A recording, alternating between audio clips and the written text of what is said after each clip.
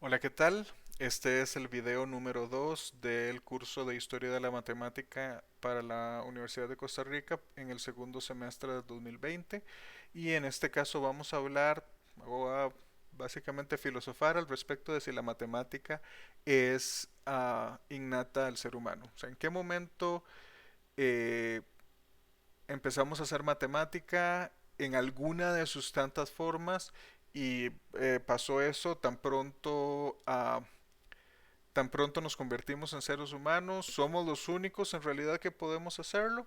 Esencialmente lo que estamos preguntando es si somos los humanos, por decirlo de alguna manera, homo mathematicus. O sea, si nosotros nos distinguimos de los demás seres en el planeta por usar matemática y si la matemática es intrínseca al quehacer humano en cualquier tiempo, en cualquier sociedad. Ahora bien, uh, el hueso de Lebombo es básicamente la primera vez que tenemos algo que parece decirnos que la matemática fue usada. O sea, esto parece hasta cierto punto ser un tipo de cuenta. Fue encontrado en el sureste africano. Eh, Básicamente el bombo está como a 50 kilómetros hacia el oeste de Maputo, si lo quieren buscar en un mapa. Y bueno, este hueso no se ve muy bien, o sea, es hasta cierto punto, podrían muchos decir, eh, estirar un poco lo que sabemos para decir si esto es matemática. Pero es claro que que estas marcas primero fueron hechas por herramientas. Entonces, eso no son ni garras animales, ni dientes humanos, ni dientes de algún otro animal. Eso claramente fue hecho ah, con herramientas de algún tipo. Y por otro lado, está hecho en un patrón muy regular, por lo que uno esperaría que eso hubiese sido hecho con un fin particular, y el fin que se le ha atribuido es el de contar.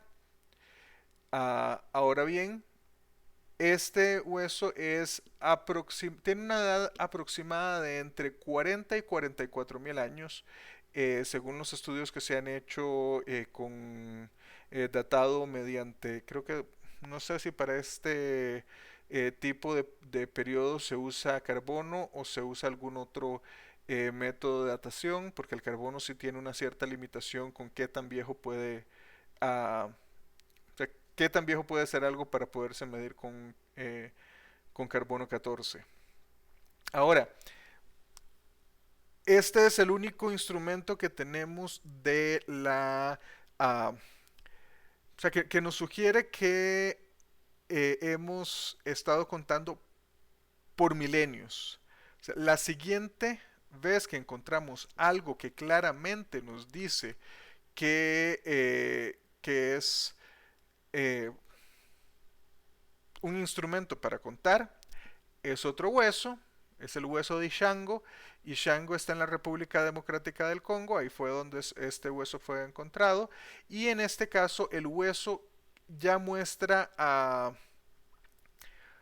ya muestra patrones mucho más específicos. Aquí podemos ver grupos de marcas. Entonces, eh, este también, de la misma manera que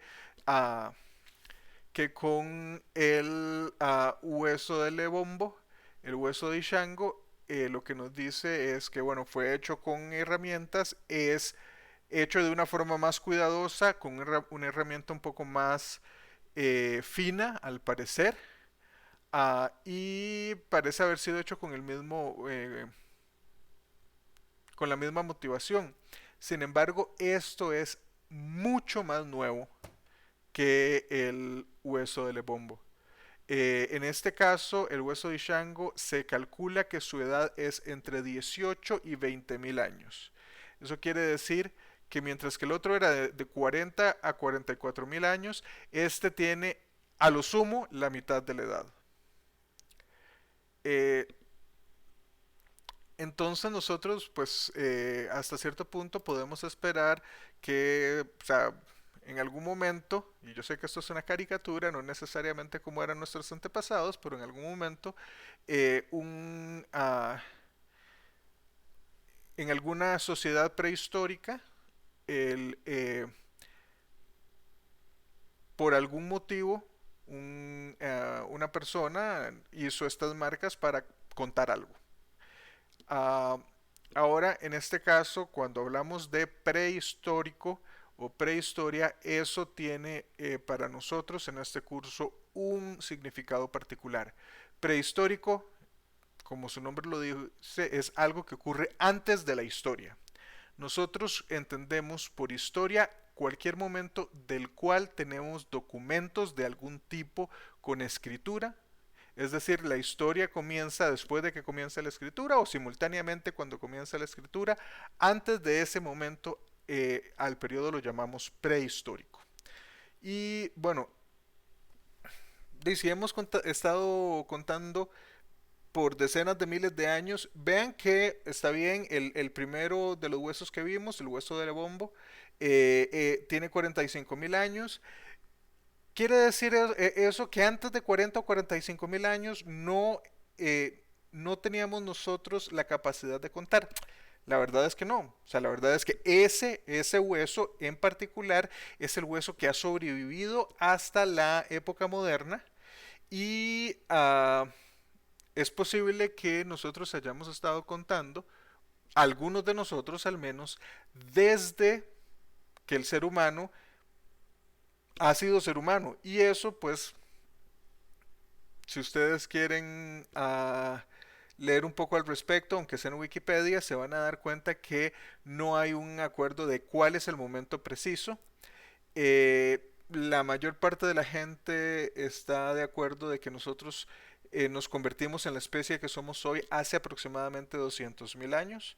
Eso quiere decir que tenemos ah, evidencia de algún tipo de conceptualización matemática solo por un 20% del tiempo que hemos sido seres humanos, pero nuevamente, eso es porque esa es la evidencia que tenemos, eso es lo que ha llegado hasta nosotros, eso no necesariamente quiere decir que esa habilidad no había sido desarrollada previo a.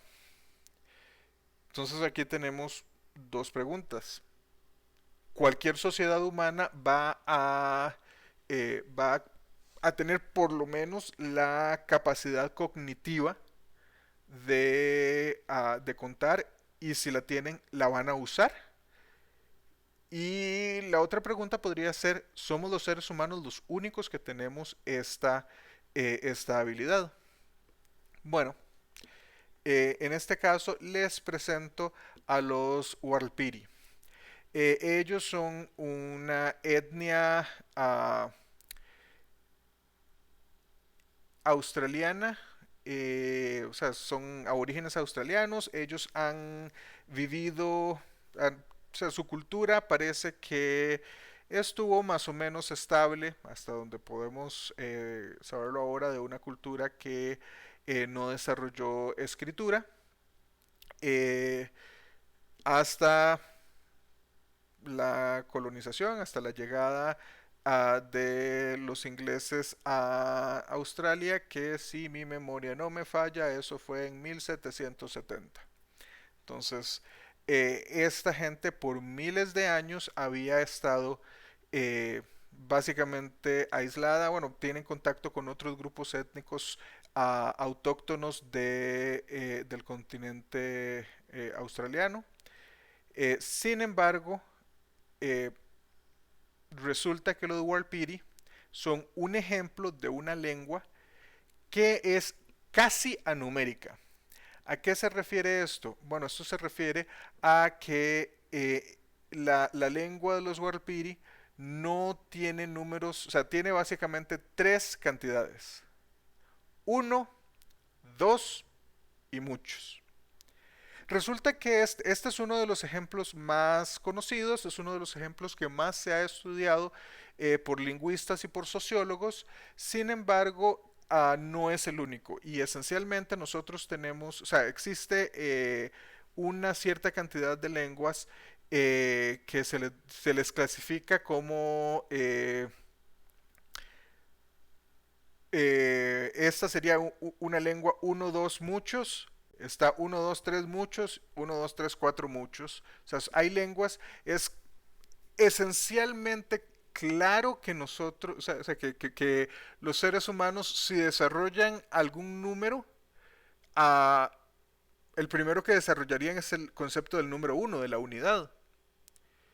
Y pues diferenciar ese concepto de cualquier otro sería, bueno, podríamos decir muchos, sin embargo, hasta el momento no hemos encontrado ninguna lengua, hasta donde yo sé, y si alguien tiene algún conocimiento más avanzado de lingüística histórica que yo, pues estoy encantado de escuchar de escuchar cuál es el caso, pero que yo sepa no hay una muchos, pero uno puede decir uno y algún número que sea más que uno. ¿Y cuál es el primer número que es más que uno? De dos. Ah, y también dos es hasta cierto punto un número que es sencillo de imaginarnos cómo surge. Nosotros tenemos dos manos, tenemos dos piernas, tenemos dos ojos, tenemos dos orejas. Ah, entonces es un número claro que de alguna manera puede desarrollarse en una cultura. Bueno, hay culturas que han desarrollado tres por alguna razón y algunas hasta cuatro. Y usualmente estas lenguas que son casi anuméricas, más que cuatro son muchos. O en este caso, para los Warlpiri, más de dos son muchos. Resulta que, o sea, hasta, por lo menos hasta los 70 todo el mundo asumía que no había ninguna lengua 100% anumérica. Y vamos a hablar de una que fue descrita de hecho, si ven abajo de esta imagen, la imagen dice que los derechos son de Dan Everett.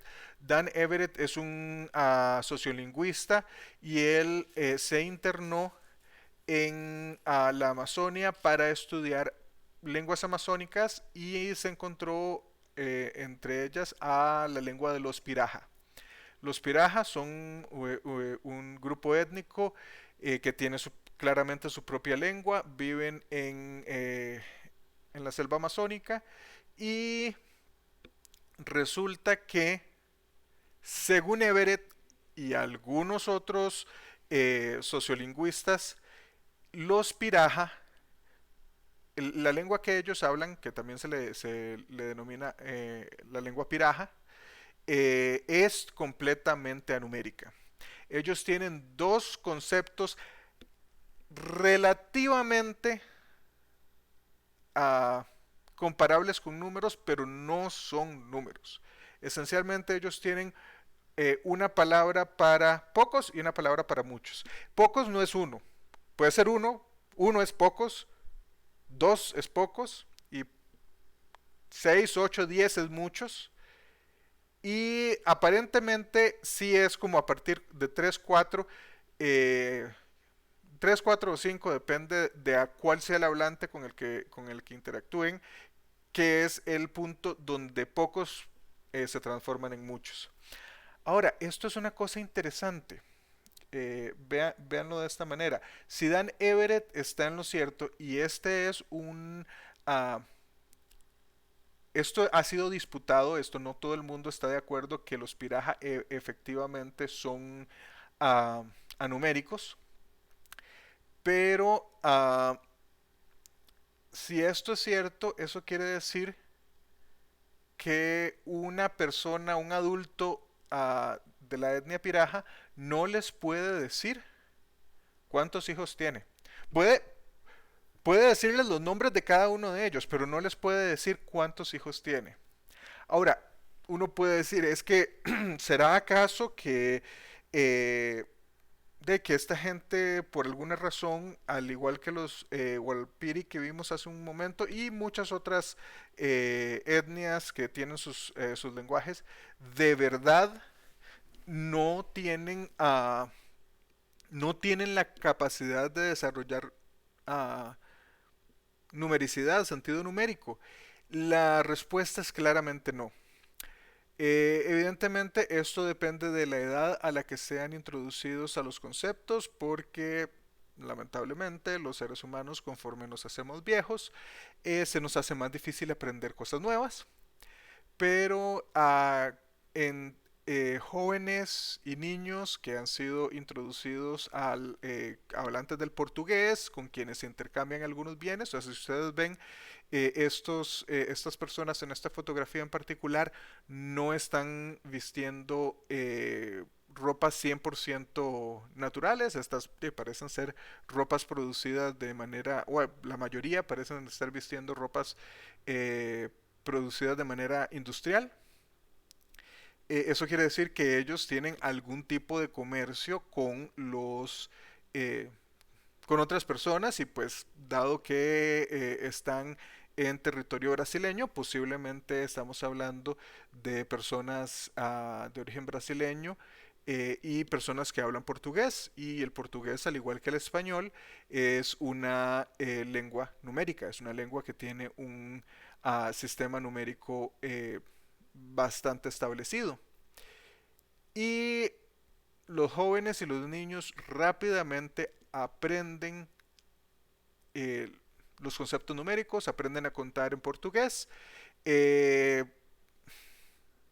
Quizá a los ancianos les parezca muy raro y, o sea, nuevamente, lastimosamente, los seres humanos, entre más viejos nos hacemos, eh, tendemos a ser un poco más lentos aprendiendo. Eh, pero sí, es curioso. Entonces, resulta que estas personas no es que carezcan de las habilidades cognitivas, es sencillamente que en parte por su idioma, en parte por su cultura, en el mundo en el que ellos viven, no necesitan contar. Y dado que no necesitan contar, no han desarrollado en su lengua y en su cultura los conceptos de números. Muy bien. Entonces, ya vimos, aquí podemos tomar un momento y decir, bueno, evidentemente parece que la numericidad es en el ser humano al menos una capacidad cognitiva latente, pero no necesariamente desarrollada.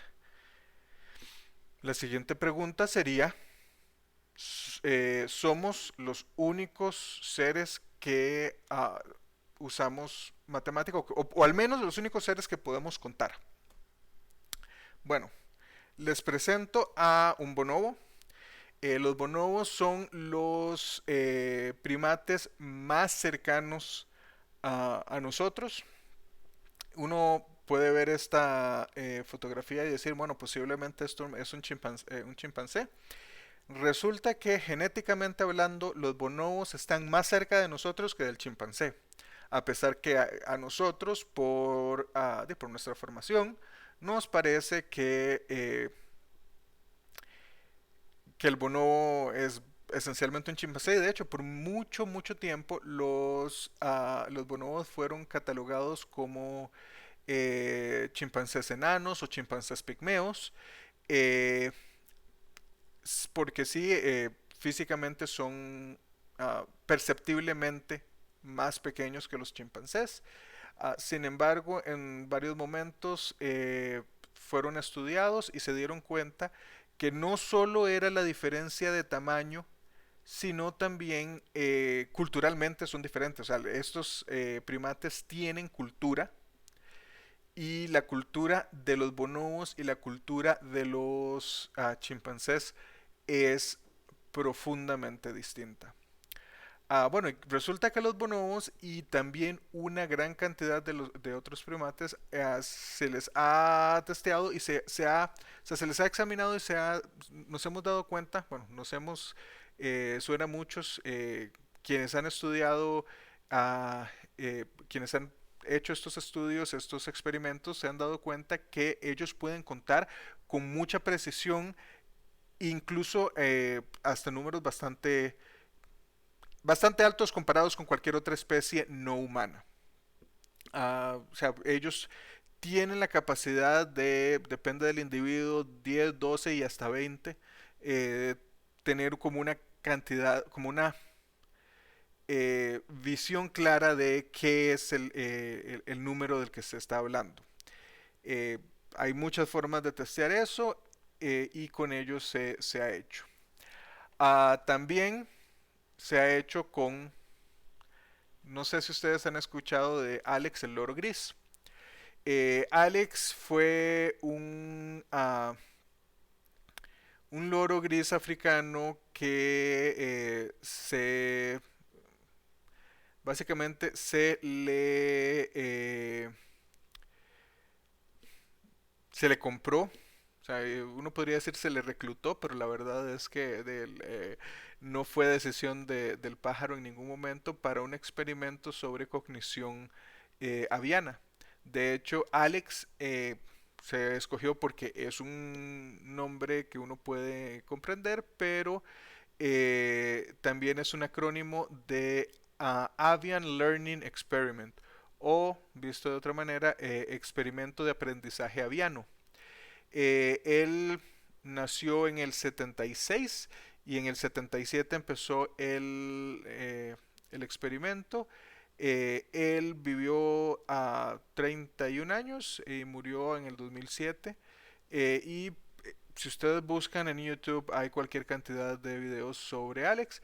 Y efectivamente la diferencia con respecto a los bonobos es que Alex, aunque tenía un vocabulario muy limitado, Alex hablaba. O sea, Alex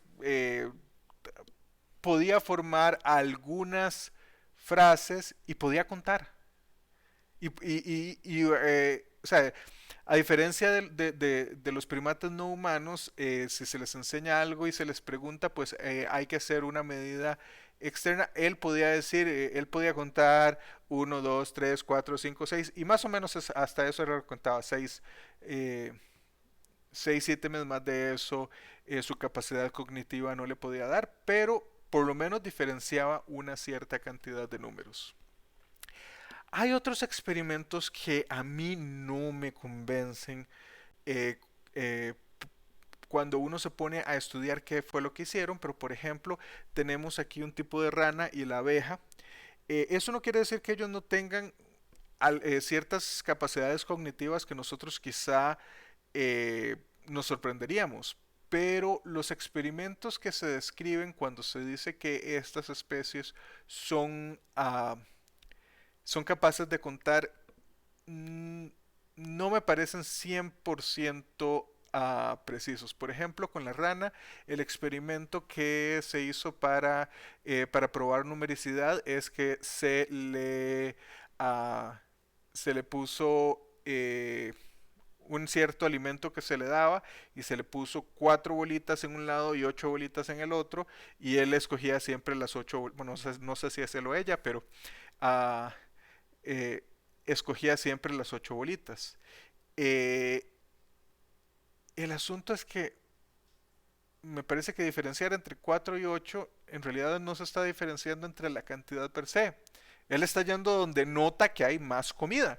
Y uno podría decir, bueno, mayor, más, menos, mayor, menor, que son conceptos matemáticos, pero no es exactamente contar.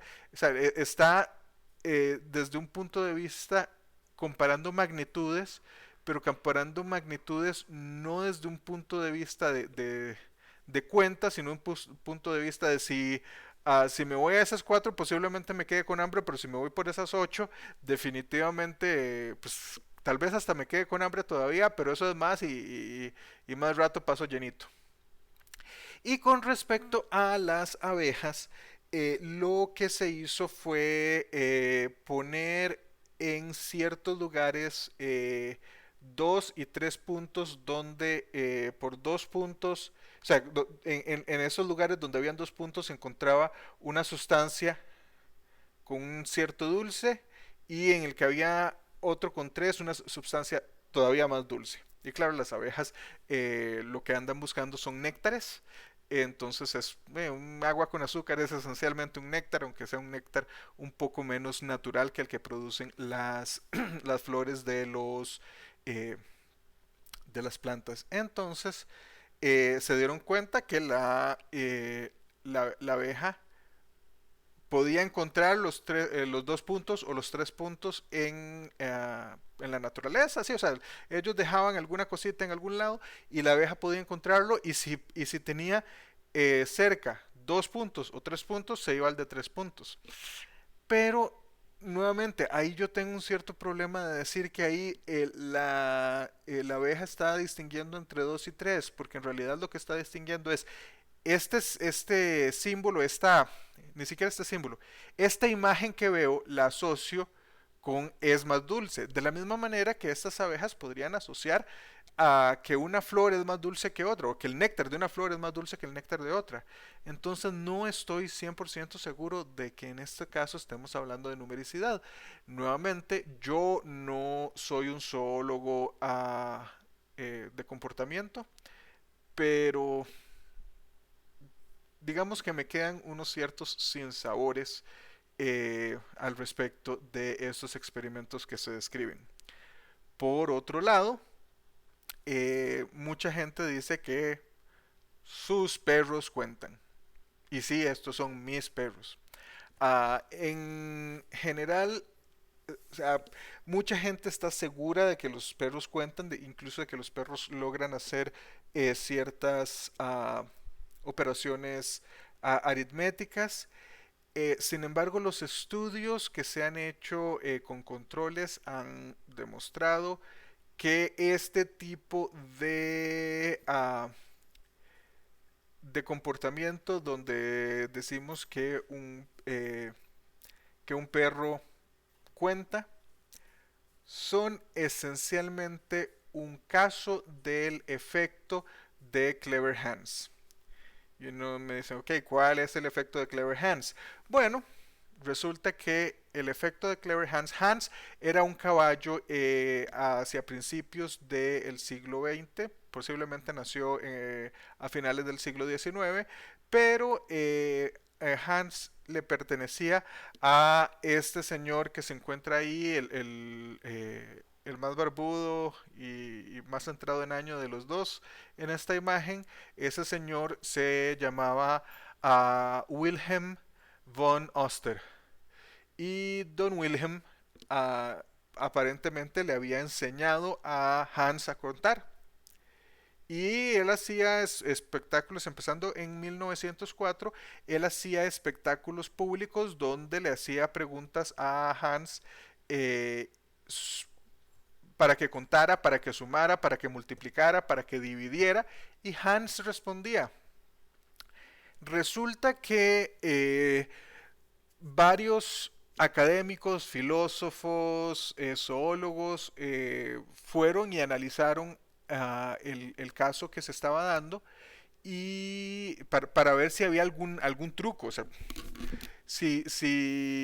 porque Don Wilhelm se había hecho, o sea, hacía estos espectáculos y pues en un tiempo donde no habían muchos otros entretenimientos tecnológicos como los que tenemos hoy, de que tenemos el televisor, la radio, tenemos podcasts, Netflix, YouTube, bueno, en ese tiempo no había nada de esto. ¿Qué sucede?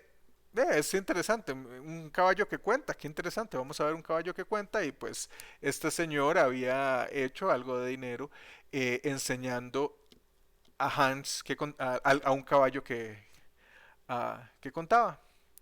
Bueno, resulta que pasan los años y por ahí de 1907 un señor cuyo nombre Oscar se llamaba el señor, pero no voy a intentar pronunciar ese apellido, lo pueden ver ahí. Uh, Don Oscar resulta que hizo cierta, o sea, a él le parecía que debía haber algo, que no era claro que esto fuese de verdad un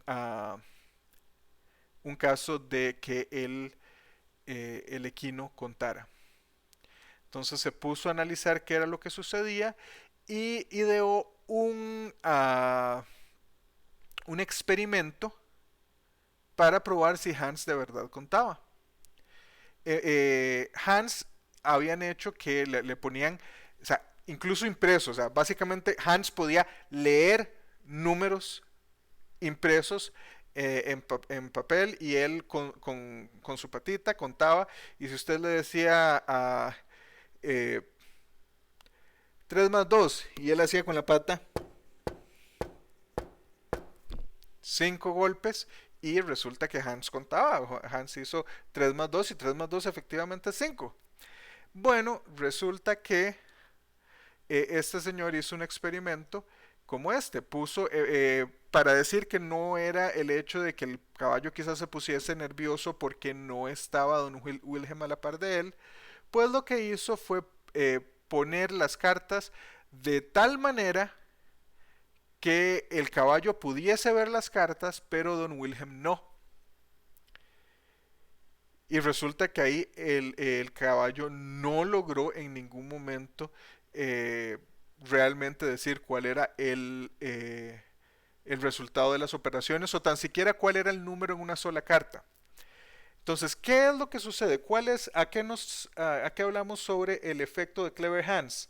El efecto de Clever Hands se refiere a que los ciertos animales domesticados, el perro siendo uno de ellos, el caballo siendo otro, son eh, especies que se han acostumbrado tanto a vivir con nosotros que en realidad ellos distinguen muy bien estados de ánimo, incluso cuando distinguen ciertas señales que nosotros podemos pensar sutiles y que incluso nosotros mismos no nos percatamos cuando estamos hablando con alguien más de esas señales. Puede ser un, no sé, quizá resulta que cuando Hans le enseñaban 3 más 2 iba haciendo uno 2 3 4 y cuando llegaba a 5 seguramente don Wilhelm sonreía un poquito aunque fuera un poco y el caballo se daba cuenta que ahí era donde tenía que parar.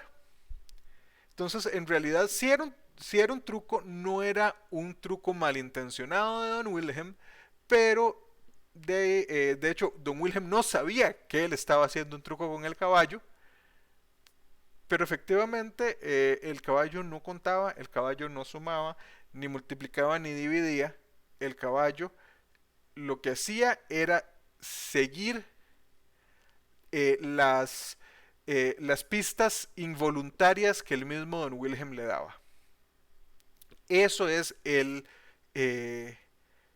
el efecto de Clever Hands. Entonces con los perros sucede lo mismo. Con los perros ellos están muy acostumbrados a nosotros, especialmente si es el perro de uno, y ellos pueden distinguir ciertas diferencias, ciertos cambios en nuestra cara, en nuestra postura, en lo que sea, y ellos han interpretado de alguna manera como qué es lo que queremos de ellos y ellos están dispuestos a satisfacer lo que les pedimos a ellos. Entonces, eso fue lo que sucedió y por eso es que a pesar de que asumimos, o de que pensamos que los perros y los caballos pueden contar, hasta el momento los estudios controlados que se han hecho eh, han, sugieren fuertemente que los caballos y los perros no pueden contar. Y bueno, ¿qué podemos concluir? ¿Somos los únicos que hacemos matemática de alguna manera? Pues claramente no. O sea, claramente nosotros consideramos la capacidad cognitiva más básica de la matemática el contar. Y ya vimos que por lo menos algunos primates, mencionamos a los bonobos, pero también los chimpancés, los orangutanes, los gorilas e incluso algunos otros primates menores se han hecho incluso con los cariblancos que uno ve aquí en las playas. Se ha hecho estudios con los cariblancos y tienen algún tipo de numericidad, o sea, algunos pueden el bonobo parece que tiene un cerebro un poco más grande, una capacidad cognitiva un poco más grande y logra contar hasta 12 o hasta 20 dependiendo del individuo. Algunas otras especies pueden contar hasta 4, 5, 6, pero digamos que pueden contar un poquito. Y también podemos concluir que la habilidad cognitiva de contar, si bien parece ser innata al ser humano, es no solo una capacidad cognitiva básica, pero también tiene que estar presente dentro de la cultura. Por esto es que algunas culturas que por, por la realidad que ellos viven no tienen necesidad de contar, no desarrollan ese concepto. Y con esto nos despedimos por este video. Espero que estén bien y nos vemos en el video número 3.